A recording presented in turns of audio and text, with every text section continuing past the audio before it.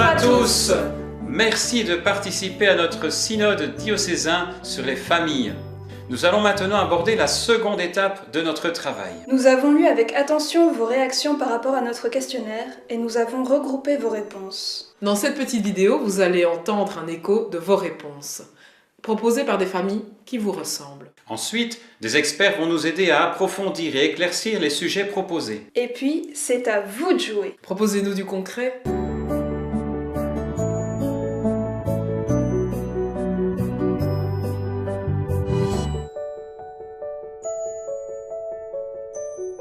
La messe, on y va ou pas? Qu'est-ce qui pousse ou freine nos familles à participer à la messe? Cherchons ensemble des pistes pour des célébrations plus accueillantes, Plus joyeuse, Plus parlante, plus conviviales plus participative. plus ressourçante. et plus adaptées pour nos familles. Des célébrations plus accueillantes et plus joyeuses. Les familles expriment que dès qu'elles se sentent accueillies, ça se passe mieux. La qualité des chants, la lourdeur du rituel passent au second plan. La taille et la température des bâtiments n'aident pas toujours à faire communauté. L'absence d'autres jeunes est une difficulté pour s'intégrer. J'aime quand la messe est vécue en famille. On vit un partage ensemble. Si le prêtre nous dit bonjour, on fait plus attention. La cohérence entre le discours officiel de l'Église et ce qui est vécu quand on entre dans l'Église est important. Accueillir les personnes comme elles sont, comme elles peuvent venir, avec leur rythme qui sont ceux qui sont. Et accueillir, ça veut dire aussi accueillir le désir des personnes qui souhaiteraient bien être là, mais qui sont peut-être pas là, qui n'ont pas la possibilité de venir tous les dimanches. Je connais des familles qui ne viennent pas si souvent que ça, mais qui, quand elles viennent, elles savent que là, elles sont chez elles. Et ça me paraît vraiment très important. Et donc être dans une posture de bienveillance par rapport au rythme que les gens peuvent avoir, et leur désir qui est là d'être là, même s'ils ne peuvent pas toujours être là. Donc c'est ce que j'entends, voilà, plus accueillant, plus joyeux, plus proche, plus convivial, mais aussi que ça soit un lieu, la liturgie, et celle du dimanche, c'est celle qui est entendue ici, soit vraiment le lieu où chacun, chacune aussi progresse dans sa vie de foi, donc en relation avec les autres et en relation avec le Christ. La communauté chrétienne est d'abord une communauté d'hommes et de femmes. Et que, avant de penser à Église comme on se l'imagine parfois, Église, bâtiment, liturgie, sacrement, peut-être faut-il d'abord que, si on veut être cohérent avec les textes qui nous sont proposés pour le moment, c'est de se dire, voilà, l'Église, les familles, eh bien c'est d'abord la dimension humaine de la vie. C'est que les personnes, les femmes et les hommes d'aujourd'hui puissent faire l'expérience qu'ils comptent pour l'Église. Souvent on dit « Ah ben on se sent pas bien dans l'Église, l'Église n'est pas accueillante ». Mais moi je dis aux gens « Et vous, qu'est-ce que vous faites? Comment vous apportez votre talent pour rendre le lieu accueillant ?»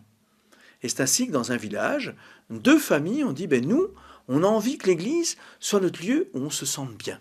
Ils ont été trouver le curé, ils ont dit « Monsieur le curé, voilà, nous, on a envie de faire quelques petits changements dans l'église. » Et puis, ils ont dit au curé, mais si on la rendait d'abord un peu plus propre, et puis, si on la rendait un peu plus éclairée, et puis, monsieur le curé, il fait froid dans l'église. Si on essayait de trouver un système qui est pas cher, mais qui va nous permettre de vivre plus au chaud.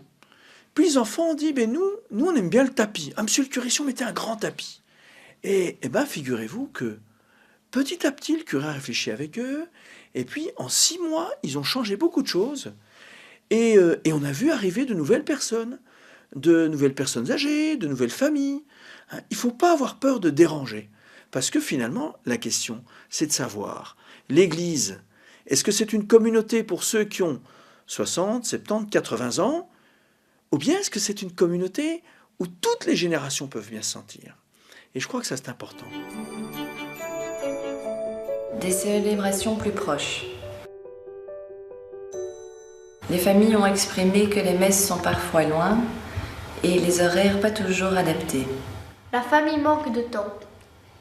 Entre le ménage, le temps en famille, les activités des enfants. Le dimanche matin, elles ont besoin de repos, d'évasion. C'est le seul moment où elles ont le temps en famille sans se presser. et elles ont besoin de se retrouver. Le dimanche matin est un moment sacré. Les familles aimeraient que les horaires de messe soient adaptés à leur rythme. Les familles, elles sont diverses au plan des convictions. Et donc, celui qui va dire un dimanche matin, le jour où on peut se poser, j'ai lu ça dans et on peut dormir plus tard, on peut faire des tas de trucs, on peut être ensemble, on peut préparer plus longuement le dîner, tout ce qu'on veut, et que s'il y en a un qui dit « moi je vais à la messe », mais il prend la moitié de la matinée et il la bouffe aux autres, quoi. Et il faut aussi comprendre ça, mais en même temps, je crois que c'est vraiment important. La première chose que j'aurais envie de dire, c'est déculpabilisons-nous. Ce que je ressens d'une part, c'est que les gens disent, mais dans le fond, si on n'y va pas, c'est qu'on manque de temps. Et quand on y va, c'est vraiment une victoire sur le temps, de pouvoir aller à la messe en famille, et alors ça nous fait du bien, ça nous ressource, etc. Donc il y a un élément là qui me ressort comme, mais dans le fond, ça c'est une donnée qui vient de notre société, hein, qui fait qu'on est pris dans des rythmes qui rendent difficile de s'arrêter le dimanche matin. Pour ça, on a justement besoin de pouvoir se poser le dimanche matin. Parce que les familles jeunes, épuisées de la semaine, eh bien, font enfin leur course ou se reposent le dimanche. Moi, je pense que favoriser la réalité de la famille, de sa volonté à être dans un tissu social, dans son désir aussi de célébrer, mériterait peut-être un peu plus de créativité en matière de célébration dominicale. C'est pas simple du tout. Et pour inventer des chemins, il faut être conscient de ce que vivent les familles par rapport à ça. Allez, je dirais, le dimanche matin des familles, il faut être réaliste là-dessus si on veut pouvoir inviter. Parce qu'en même temps, je suis persuadé que des rendez-vous assez réguliers comme ça, que c'est vraiment très important pour nourrir une vie chrétienne. Et bon, j'ai souvent pu voir que quand on décroche complètement de cela, bon, le risque, c'est qu'un peu tout s'effiloche de la vie chrétienne. Des célébrations plus parlantes. Les familles ont soulevé la question du sens. Elles ne comprennent pas toujours le rite, ni les textes. Certains ont l'impression que c'est superficiel, estiment que les mots qui sont utilisés ne pénètrent pas les cœurs, ne sont pas compris. Quelques familles vont à la messe seulement lors des grands événements et ne se rappellent pas de l'importance du rythme.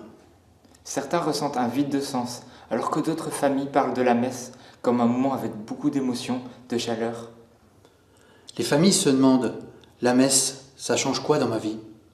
Il y a aussi dans les demandes un souci donc d'être rejoint dans son langage. Parfois on dit c'est des mots trop compliqués, ça ne parle pas notre langage. C'est une interpellation, je trouve, importante, et elle rejoint les appels du Concile Vatican II, qui a invité à avoir un langage qui parle à la culture et à ce que nos célébrations soient vraiment adoptent le nouveau langage. La preuve, ça a été le passage du latin au français. Mais il suffit pas de parler français, il faut encore parler un français qui rejoint celui qui est parlé dans la vie courante. Et moi, j'ai envie de dire, ça rejoint un appel aussi à ce que les homélies, on l'entend ici, mais c'est une demande qu'on entend aussi de façon plus large, soient vraiment un commentaire de l'Écriture qui nous fasse mieux connaître qui est Jésus. Il y a aussi cette demande-là, qui nous fasse mieux connaître qui est Dieu. Et donc, qu'on ait cette sensibilité dans la préparation de l'Eucharistie à parler dans un langage accessible du mystère de Dieu, de ce Dieu qui vient nous rejoindre là où nous sommes dans nos vies, à nous, comme elles sont aujourd'hui. Ici, il me semble qu'on pointe assez bien la difficulté qu'ont les personnes aujourd'hui en Belgique francophone d'avoir des messes qui leur parlent, mais aussi du point de vue des contenus, c'est-à-dire ces textes, des textes qui sont parfois difficiles. On n'a plus de culture religieuse. Et je voudrais pointer ici, surtout pas mal d'enquêtes qui le montrent, vraiment la chute de la culture religieuse, qui est quand même un fond sur lequel on peut construire des messes vraiment participatives et vivantes. Lorsqu'on ne sait plus très bien, d'abord, ce qu'est la messe, quels sont les textes, ça devient difficile. Et il y a beaucoup de textes. Donc un chantier, c'est bien sûr la formation. mais aussi qu'est-ce qu'on fait avec ces 3 textes, première lecture, Ancien Testament, le psaume, quand il n'est pas chanté, ce qui est pas bien, parce que c'est fait pour être chanté, mais lorsque ça devient un texte, ça fait 2, et puis Saint Paul là-dessus, et puis un évangile, et encore un commentaire, ça fait beaucoup, déjà peut-être trop, qui fait appel à l'esprit, à la dimension intellectuelle, et comment rendre cela vivant pour que ça parle. Là, il y a vraiment une question et un grand chantier que le diocèse veut entreprendre, et c'est bien, mais c'est pas facile. Mais je comprends qu'il faut absolument repenser, restaurer, réhabiter, réincarner, même le vocabulaire. Par exemple, moi, je suis mal à l'aise quand j'entends qu'on parle toujours de la puissance de Dieu et de la gloire. Moi, je suis beaucoup plus frappée par la faiblesse de Dieu, telle que Etienne Soum l'exprime, et combien Dieu s'est voulu faible, enfant, dans la crèche. Justement, l'incarnation, c'est le contraire de la toute-puissance. Alors, un ami diacre me disait, mais moi, j'ajoute toujours la toute-puissance de l'amour. Et récemment, je parlais de mon malaise à propos de la gloire, et une religieuse qui connaît bien l'hébreu, qui a vécu à Jérusalem, me disait, mais tu sais, la racine du mot gloire, c'est la densité de la présence. C'est pas du tout une question d'esbrouf ou de paillettes ou de people. Et donc, aujourd'hui, beaucoup de mots que nous utilisons dans les célébrations sont des mots qui ne signifient plus rien aujourd'hui. Donc là, je crois qu'il y a vraiment un énorme travail. Des célébrations plus conviviales. Les familles aimeraient que les messes soient plus conviviales, moins formelles et solennelles. Que les messes soient un lieu où l'on puisse discuter, échanger et vivre quelque chose ensemble, en communauté. Dans l'enquête, une proposition au sujet des célébrations était de vivre d'autres types de célébrations que la messe. On propose entre autres d'organiser des voyages, de constituer des groupes. Pour certaines personnes interrogées, la paroisse se résume à la messe dominicale. Elles souhaiteraient d'autres activités. Pour de nombreuses personnes interrogées, une question revient souvent au sujet de la notion de communauté. De quelle communauté parle-t-on réellement ? Il y a une demande de relationnel. Et là, ça rejoint, entrons en relation avec les enfants, avec les jeunes, pour faire communauté ensemble. Et il y a le rite, mais il y a l'accueil des personnes. Qu'au début de chaque Eucharistie, on soit recentré sur ce que nous venons faire ensemble. On est là pour rencontrer le Seigneur et le rencontrer ensemble. Il faut de l'inventivité pastorale, c'est-à-dire qu'il faut peut-être saisir les occasions de ce qu'ont la vie des gens. C'est-à-dire peut-être moins rêver à des rassemblements communautaires, réguliers, hebdomadaires, mais essayer de saisir l'opportunité de partie de la vie des gens, plutôt que de tout organiser en termes de célébration dominicale, et d'organiser, pourquoi pas, des célébrations villageoises, de la rencontre humaine de la communauté et de la célébration de son Seigneur. Est-ce que une Eucharistie à 19h suivie d'un spaghetti une fois par mois ou une fois tous les 2 mois ne serait pas, pour les hommes et les femmes d'aujourd'hui, tels qu'ils pensent leur foi, tels qu'ils pensent l'Église, bien plus signifiante que l'obligation dans laquelle nous nous trouvons de, entre guillemets, faire des messes tous les dimanches avec un public qui est celui de notre réalité. Je ne supporte pas non plus les messes où à peine est-elle finie, hop, tout le monde s'en va, on ne se parle pas sur le parvis. Si c'est un lieu de communion, vivons cette communion. Des célébrations plus adaptées aux familles, aux enfants. Il y a des familles qui estiment que les enfants n'ont pas leur place, ils ne se sentent pas accueillis et la célébration n'est pas adaptée aux enfants. Certains enfants ne vont plus à la messe parce que les parents n'y vont plus. D'autres encore pensent qu'ils sont bien accueillis puisqu'on s'occupe des enfants et ils n'y vont pas seuls mais en famille. Vous avez eu des réflexions autour de célébrations plus adaptées pour la messe du dimanche. Alors, il me semble que c'est vraiment le terme qui est important, et j'en ajouterai un autre qui, lui, vient du Concile Vatican II, dans sa réflexion sur la liturgie, c'est le terme proportionné. Les évêques au Concile ont souhaité que les liturgies soient proportionnées à l'âge des participants, à leurs conditions, à leur genre de vie et leur degré de culture religieuse. Donc beaucoup de détails, mais qui veut bien dire que voilà, il faut s'adapter. Et donc, voilà, on ne peut pas célébrer de la même façon dans une petite paroisse rurale avec des vieux routiers qui connaissent tout et une paroisse de banlieue de Charleroi avec une population de migrants de première génération très nombreuse, etc. Et donc, dans le sujet sur la famille, eh bien, évidemment, il y a la question des enfants, la question des jeunes. Et il faut être inventif. Accueillir tout le monde.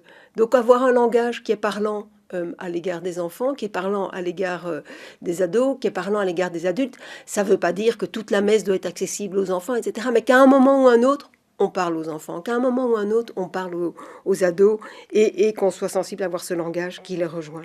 Qu'est-ce qu'un enfant aujourd'hui comprend encore à des expressions comme l'agneau de Dieu?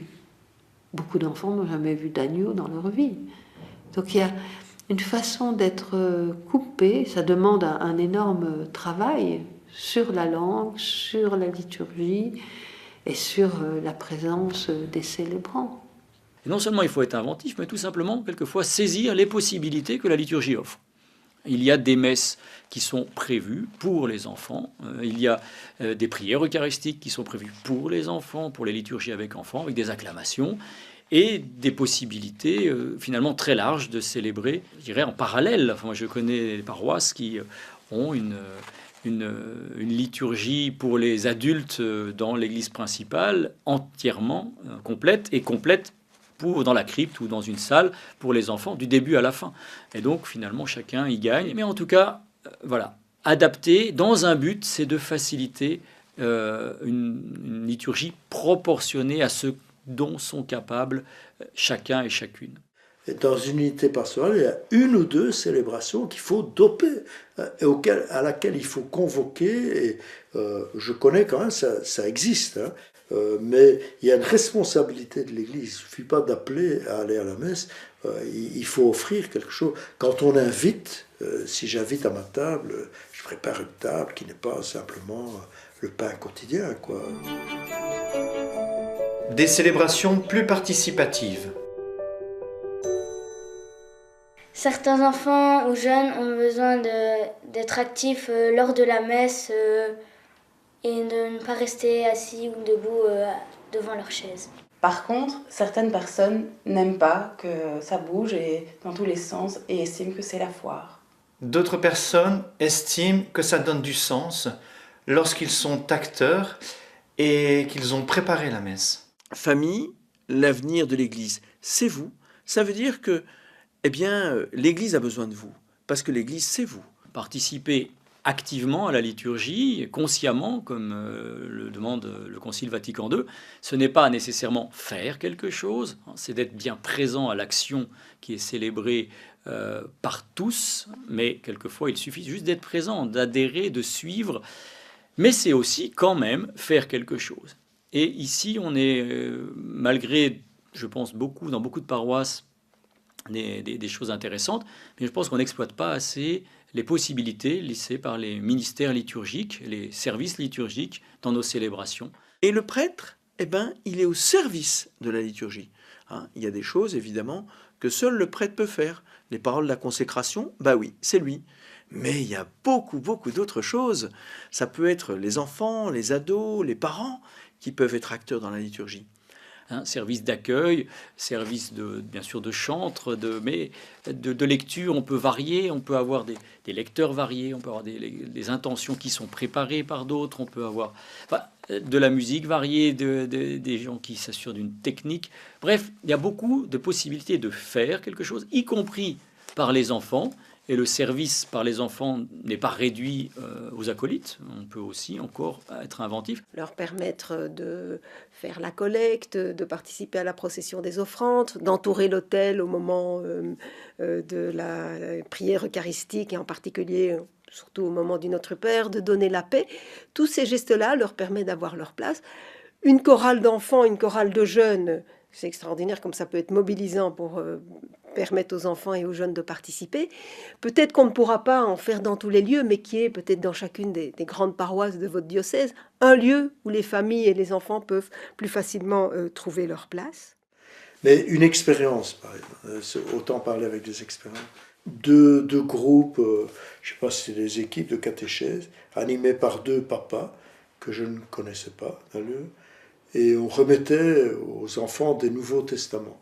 Et donc au moment de l'évangile, je les ai fait entourer l'ambon, ils ont écouté l'évangile, puis j'ai remis les Nouveaux Testaments. Et les papas, à la fin, sont venus inviter les gens de l'Assemblée à mettre un mot dans les Nouveaux Testaments et à les signer. Et la plupart des gens ont été très touchés par ça. Alors des gens âgés de l'Assemblée. Et ça crée quelque chose. Et c'est pas nécessairement rendre actifs les enfants. Enfin, ils avaient bougé, ils étaient venus autour de l'ambon, mais enfin, c'était pas extraordinaire comme activité. Mais le fait, ça c'était beaucoup plus fort, je trouvais. Moi, c'est pas moi qui ai trouvé ça, c'est les 2 papas en question. Et les gens ont fait ça avec beaucoup de cœur. Ça, on sentait qu'il y avait. Et là, il y a de l'intergénérationnel. Et les gosses, pour eux, en plus, ça va rester et tout. C'est quelque chose d'important. Et donc, pourquoi pas à 2 familles préparer 1 ou 2 fois sur l'année, ou 3 fois sur l'année, une messe simple. Ça prend pas beaucoup de temps. Moi, je prépare des messes avec des familles, ça prend maximum 60 minutes de préparation. Eh ben, je vous assure, ça c'est vraiment leur messe. Rendre les enfants, les ados et les parents acteurs de la célébration. Alors la messe, ça cesse d'être quelque chose d'ennuyant, ça cesse d'être quelque chose où on attend que le temps qui passe. Hein. La messe, ça devient vraiment une expérience de vie et on a envie d'y revenir. Des célébrations plus ressourçantes. Les parents font le choix des sacrements et laissent la liberté aux jeunes de pouvoir choisir le moment et l'engagement qu'ils ont envie. Les jeunes ont la possibilité d'y aller s'ils veulent ou pas. Les jeunes n'ont pas l'amour de Dieu qui leur vienne à l'esprit. Ils parlent plus de protection, ce qui est une mauvaise image. On voit les rites plus comme quelque chose d'important dans la vie et non comme quelque chose en rapport à la foi. Les familles voient les célébrations comme un endroit pour se retrouver soi-même. On a beaucoup travaillé sur la dimension, on va dire, cognitive, intellectuelle, comprendre de quoi il s'agit. Et nos liturgies, on les a beaucoup travaillées pour ça, pour que les gens participent en comprenant ce dont il s'agit. On a amélioré aussi la dimension sensible, donc avec quand même, c'est riche en chants, c'est riche on voit des choses, mais le parent pauvre, c'est peut-être la dimension émotionnelle. Et aujourd'hui, il y a des attentes fortes pour que lorsqu'on se rassemble, pour la fête, pour quoi que ce soit, eh bien, on soit pris, on soit, captivé par ce qu'on fait. Et peut-être la dimension émotionnelle de nos liturgies et un parent pauvre. Alors, à mon avis, c'est un lieu sur lequel il faut réfléchir, travailler, comment la personne est mise en mouvement, chacun est touché, vocabulaire qu'on retrouve assez volontiers quand on enquête sur la liturgie. Ça ne m'a pas touché ou ça m'a touché, j'ai fait l'expérience de quelque chose. Et je crois que ça c'est important, avoir un lieu qui est beau, un lieu qui sente bon, un lieu où on entend quelque chose, un lieu où il ne fait pas sombre, où c'est pas sinistre, un lieu où on a envie de revenir. Il y a vraiment à repenser là où on est, les célébrations, à la lumière des besoins essentiels de l'être humain. Ce besoin de sacré, de beauté, de partage, d'intériorité, de communion. Qui est de la profondeur, c'est qu'on rejoigne leur vie, c'est qu'on nourrisse leur quête de sens. Chaque célébration prend tout son sens, où le pain, c'est pas seulement une hostie, c'est du vrai bon pain fait main. Tout redevient concret, quoi. Et on balaie les idées reçues, les habitudes, on le vit vraiment. Moi, je suis très interpellée par la demande de silence, de temps de ressourcement qu'on entend dans les différentes réponses. Je crois que vraiment, il y a d'une part ce rythme trépidant dans lequel nos contemporains vivent, et sans l'avoir choisi, c'est le monde dans lequel nous sommes qui les oblige à ça. Et donc ils attendent que le lieu de l'Eucharistie soit un lieu qui leur permette de se ressourcer, qui leur permette de se recentrer. Donc ce qui se vit là, pas simplement un event, un moment convivial où on se sent bien, mais un temps qui est donné pour retrouver une amitié avec le Seigneur dans la prière, dans la communion eucharistique et dans la relation avec les autres. Par la convivialité, il se joue aussi quelque chose de profond. L'intériorité, je pense, c'est un défi particulier et qui va bien et qui a été bien relevé avec ce ressourçant.